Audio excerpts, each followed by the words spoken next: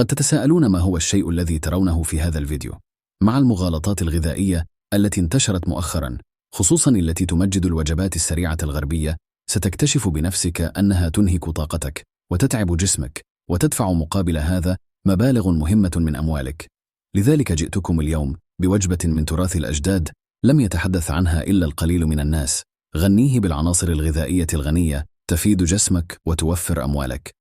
بأقل من $1 ستعد عصيدة الذرة التي قالت عنها الدكتورة الروسية وخبيرة التغذية جوليا فينجلشتين أنها وجبة تحافظ على الوزن المثالي لجسمك وتبني جداراً منيعاً لتسلل الأمراض والتعب إلى جسمك، لأنها قليلة السعرات الحرارية وتضم فيتامينات باء وألف ودال ومعادن كذلك كالمغنيسيوم والفوسفور والبوتاسيوم، الحديد، الزنك، النحاس، البورون، الألمنيوم، الصوديوم، الكالسيوم.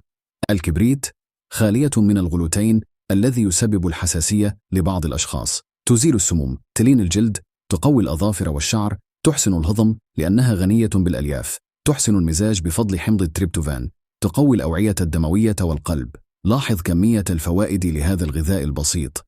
ملاحظة بسيطة: توقف عن تناولها في حالات الإسهال والغازات والقصور الكلوي. القليل من الماء وحبات الذرة المطحونة ساعة من الطهي على نار هادئة وتكون جاهزة للأكل. لا تتردد في الاستفادة من هذه العناصر المهمة للصحة. لا تنسوا مشاركة الفيديو مع الأصدقاء، ولكم أجر الفائدة.